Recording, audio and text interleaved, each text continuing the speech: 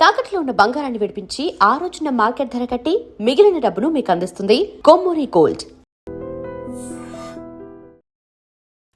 నమస్కారం, welcome to I dream. ధర్మ మార్గం విత్ విజిత కార్యక్రమానికి స్వాగతం.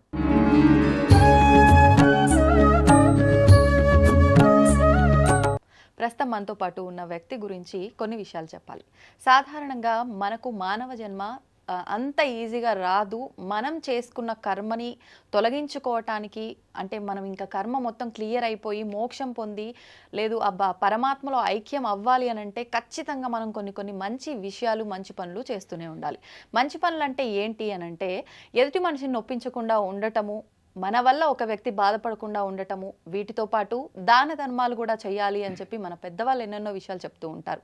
అయితే అదే దృక్పథంతో తను కొన్ని విషయాల్లో, అంటే గత 2 నుంచి 3 సంవత్సరాల నుంచి ఎంతోమందికి అన్నదాన కార్యక్రమాలు చేస్తూ ఉన్నారు. ఆహారం లేక ఇబ్బంది పడుతున్న వాళ్ళకి వాళ్ళ కడుపు నింపటానికి తన వంతు కృషి చేస్తున్నారు.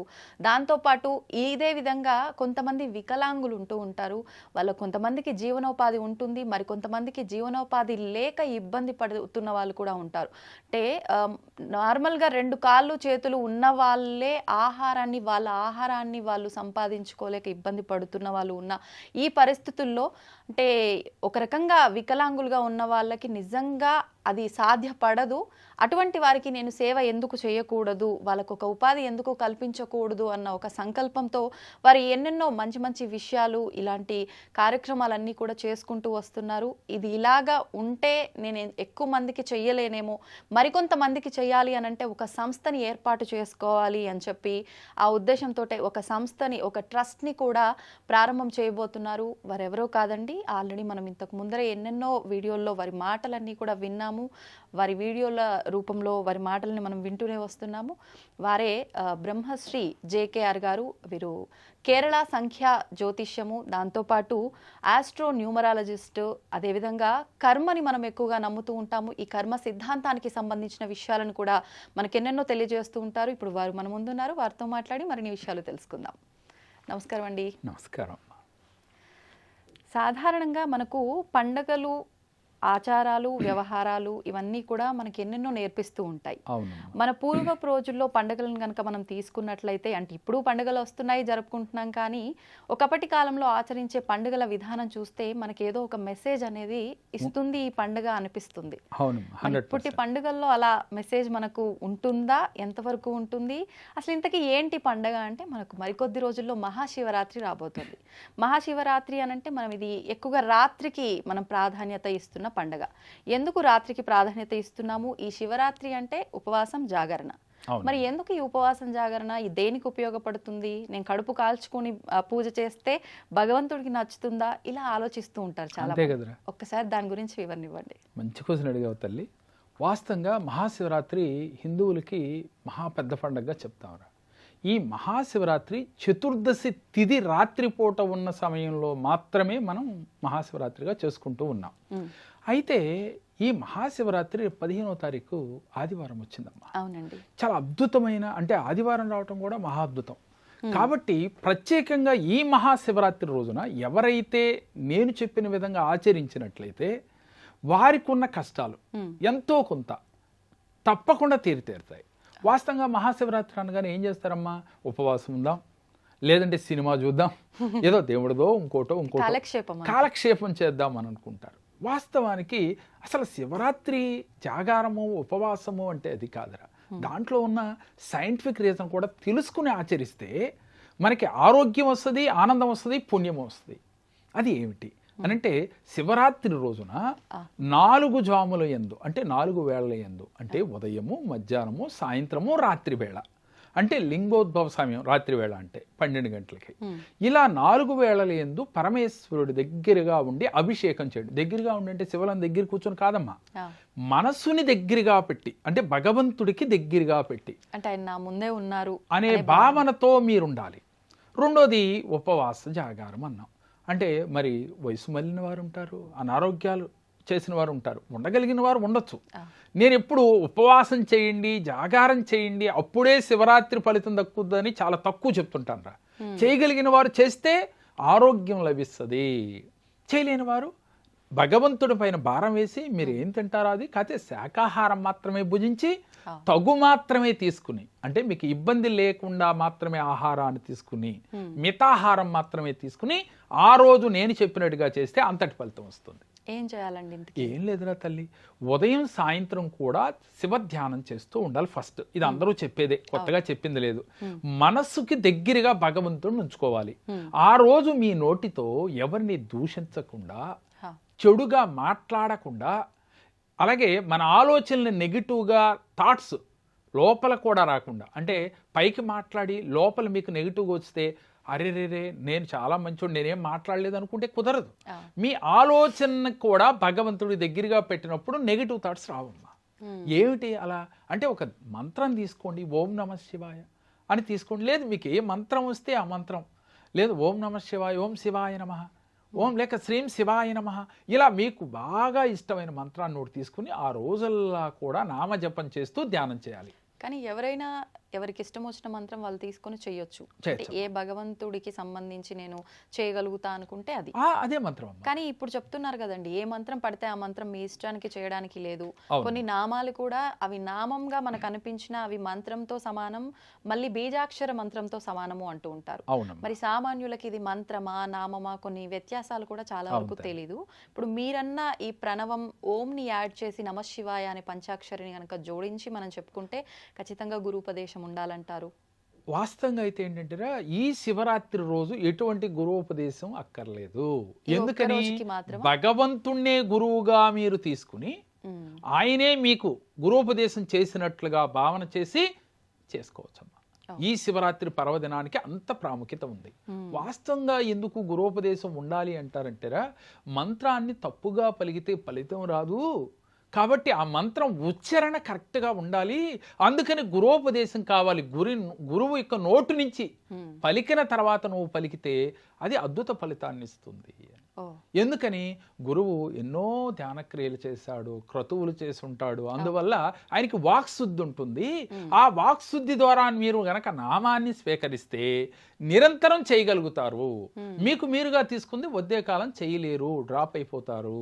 అందువల్ల గురోపదేశంతో చేయండి అయ్యా అని మన పెద్దలు సెలవిచ్చారమ్మా.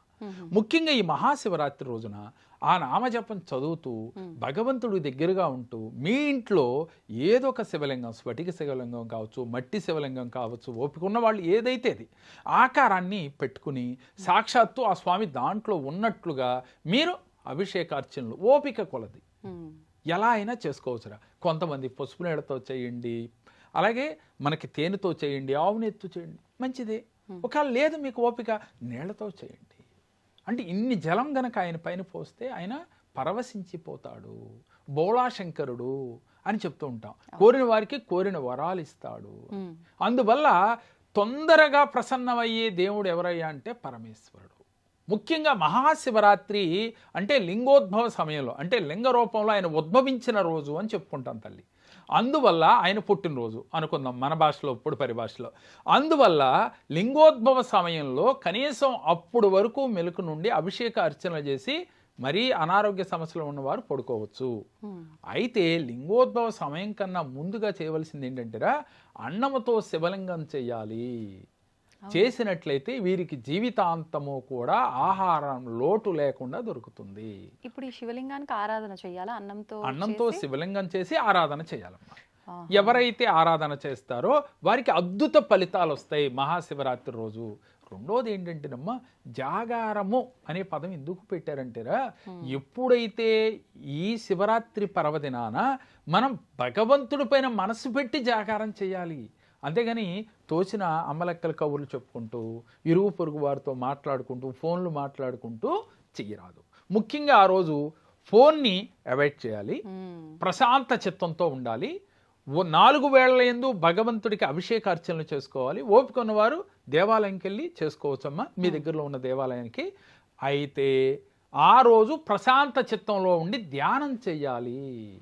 మీరు భగవంతుణ్ణి హృదయంలో కొలువు తీరినట్లుగా, అంటే భగవంతుడు మన హృదయంలో లింగ రూపంలో కానీ లేదా సాక్షాత్తు ఆ రూపాన్ని ఇక్కడ పెట్టుకుని మీరు ధ్యానం చేసినట్లయితే, అలాగే అన్నంతో చేసిన శివలింగానికి మనకు మీరు ఆరాధన చేసినట్లయితే మరలా శివరాత్రి వచ్చేసరికి మీ కోరికలన్నీ తీరతాయిరా. సంకల్పం చెప్పమన్నాం కదా అని అభిషేకం చేసినప్పుడల్లా ఆయన ముందు చీటీ పెడితే కుదరదు. పెద్ద చీటీకి మనకు సరుకులు చీటీ పెట్టినట్టుగా పెట్టకుండా ఒక్కసారి సంకల్పం చెప్పుకుని మీకు ఏం కావాలో అది అడగటం మానవ ధర్మం కదా. కలియుగంలో అడగొద్దు అంటే కుదరదు, అడగాల్సిందే. అడిగి సంకల్పం చెప్పి ఇంకా మరలా ఇంకా ఆ రోజల్లా చెప్పక్కర్లేదు, మీరు పదే పదే ఆ ఒక్కసారి చెప్పి తీరిపోయినట్లుగా భావన చేయటం, యూనివర్స్తో మమేకం అవటం, భగవంతుడితో మమేకం అవటం, మీ ముందు సాక్షాత్తు పరమేశ్వరుడే కొలువు తీరి ఉన్నాడు అని ఫీల్ అవుతూ చేస్తే ఈ శివరాత్రి మీ జీవితాల్లో అద్భుత ఫలితాలను తెచ్చిపెడతాం. ఇప్పుడు మనందరికీ తెలిసిన ఒక శివుడికి సంబంధించిన మూవీ శ్రీ మంజునాథ. అవునమ్మా. ఆ మూవీలో వాళ్ళు ఈ ఉపవాసం జాగరణ ఉండి శివ పూజ చేసి అంతా అయిపోయిన తర్వాత శివుడే ఒక వృద్ధుడి రూపంలో ఇంటికి రావటం ఇదంతా మనం చూసాం. అంటే అది సినిమా స్టోరీ అయినప్పటికీ ఎక్కడో చిన్న ఆధారం లేనిదే ఉండదేమో అనిపిస్తుంది. నిజంగా స్వామి ఆ రోజున అలా వచ్చే అవకాశం ఉంటుందంటారా నిజంగా మన భక్తి బాగుంటే? వాస్తవంగా ఏంటంటారా, మీరు మనసా వాచా కర్మణ భగవంతుడితో మమేకమైపోయి, అసలు వాస్తవం ఏంటంటే తల్లి, శివుడు ఎక్కడో లేడురా, మనలోనే ఉన్నాడు. అందుకని నీలోన శివుడు కలడు, నాలోన శివుడు కలడు అని ఎక్కడెక్కడో తిరగనక్కర్లా, మనలోనే శివుడు ఉన్నాడు. ఆ రోజు ఏ భిక్షాటనకి వచ్చినా కూడా వారిలో భగవంతుడు ఉంటాడు. అందుకని ఆ రోజు అన్నదానము, వస్త్రదానము, అలాగే జంతువులకి పక్షులకి ఆహారాన్ని అందిస్తే ఏ జీవరాశిలో అన్నిటిలో శివుడు ఉన్నాడని కదా మనం చెప్పేది, వెంటనే మీకు ఫలితం వస్తుంది. కాబట్టి అలా వచ్చే అవకాశాలు ఉన్నాయి తల్లి. అయితే దీన్ని ఎలా అంటారంటారా, నిజమా మీరు చూసారా అంటే ఏమి చెప్పలేం కదా. గాలిని పట్టుకుని చూపించలేం మనం, గాలి వచ్చిందని మనకు స్పర్శ తెలియటమే కదా. భగవంతుడు కూడా అంతే. ఆ తత్వం కలిగిన వ్యక్తి గురువు కావచ్చు, ఒక సన్యాసి రూపంలో కలవచ్చు, ఆయనలోనే శివుడు ఉన్నాడు. ఆ రోజున మీరే శివుడుగా మారొచ్చమ్మా. మీరు గనక మమేకమై ఉంటే, నేను చెప్పిన దాన ధర్మాలు చేస్తే ప్రతి మనిషి తనకు వచ్చిన దాంట్లో 10% అన్నా దానం చేయాలి. ఎవరికి దానం చేయాలి? భగవంతుడు నీకిచ్చాడు. అలాగే ఎందుకు ఇచ్చాడు? నువ్వు బాగుండు, నీ పిల్లలు బాగుండాలి, మీకోసం తీసుకోవాలి. ఎంతో కొంత లేని వారికి దానం చేయి. వాళ్ళకి ఇవ్వలేదు కాబట్టి భగవంతుడు నీకిచ్చాడు కాబట్టి నువ్వు చెయ్యాలి. కాబట్టి ఈ శివరాత్రి రోజు నుంచి ఎవరైతే ఇది అలవాటుగా చేసుకుంటారో వీరికి ఎలాంటి కోరికలైనా అమ్మా, యూనివర్స్లో ఏంటంటారా, డబ్బు దానం చేస్తే డబ్బు వస్తుందమ్మా. మీరు ఏదైతే దానంగా చేస్తారో అది మీకు 1000 రెట్లై తిరిగి వస్తుంది. ఇప్పుడు మీరు అన్నంతో శివలింగం అన్నారు, మరి ఆరాధన అనంతరం ఆ అన్నంతో చేసిన శివలింగాన్ని మనం ఏం చేయాలి? జలంలో కలపాలమ్మా. మీ దగ్గరలో ఉన్న చెరువు, నది, కాలువ ఎలా ఉన్నా అట్లా కలిపేయచ్చు. లేదు అలా అవకాశం లేనప్పుడు చిన్న గొయ్యి తవ్వి మట్టిలో కలిపేయటం చేసేయచ్చు, అలా ఇబ్బంది ఏం లేదు. మరి ఇప్పుడు మనం ఉపవాస విరమణ ఎప్పుడు చేయొచ్చు? కొంతమంది నెక్స్ట్ డే బ్రాహ్మీ ముహూర్తంలో పూజ అయిపోయిన అనంతరమే ఖచ్చితంగా స్వామికి మహానైవేద్యం నివేదన చేసి తీసుకోవాలంటారు. కొంతమంది మధ్యాహ్నమే తినాలి యథావిధిగా అంటారు. వాస్తవం ఏంటంటే ఆ రోజు మధ్యాహ్నం వరకు చేస్తే మంచిదమ్మా. అలా ఉండలేని వాళ్ళు అల్పాహారాన్ని తీసుకుని, అంటే నివేదన చేసిన తర్వాత అల్పాహారం తీసుకోవచ్చమ్మా. ఆ ఉదయంతో అంటే సూర్యోదయంతో ఆ దీక్ష పూర్తి అయిపోయినట్టే. కానీ మధ్యాహ్నం తీసుకోవటం వల్ల ఇంకొంత ఉత్తమం. దానికి ఎటువంటి నియమం లేదమ్మా. ఇది ఏంటి అంటే ఆరోగ్యం కొరకు మన పెద్దలు చేసిందే. అంటే నేనైతే వారానికి ఒక రోజు ఉపవాసం ఉండమంటాను. చాలా అద్భుతం. అంటే నేను ఆరోగ్యపరంగా చెప్పే మాట ఇది. కానీ అలాంటి ఎవరు ఉంటారు? చాలా తక్కువ మంది ఉంటారు. ఇలా భగవంతుడి మీద భక్తితో ఉండగలుగుతారు వాళ్ళు కూడా. అంటే భగవంతుడి కోసం పుణ్యం వస్తుంది, ఏదో వరాలు వస్తాయంటే కానీ మన శరీరాన్ని మనం ఆరోగ్యంగా ఉంచడానికి ఇష్టపడలేదు. అంటే రెస్ట్ ఇవ్వటం కోసం శరీరానికి. అది చాలా అద్భుతం తల్లి. అవకాశం ఉంటే మధ్యాహ్నం తినగలిగిన వాళ్ళు మధ్యాహ్నం తీసుకుంటే ఇంకా అద్భుతం. అంటే ఏమవుతుంది, ఉదయం నుంచి రేపు మధ్యాహ్నం వరకు చాలా అద్భుతంగా మీ మిషన్ కరెక్ట్గా యాక్టివ్గా మళ్ళీ తయారవుతుంది సైంటిఫిక్గా చూస్తే. అంతే తప్ప దానికి రూల్ ఏం లేదు. సంతోషం అండి, చాలా చక్కగా. నమస్కారం తల్లి. ధన్యవాదాలు.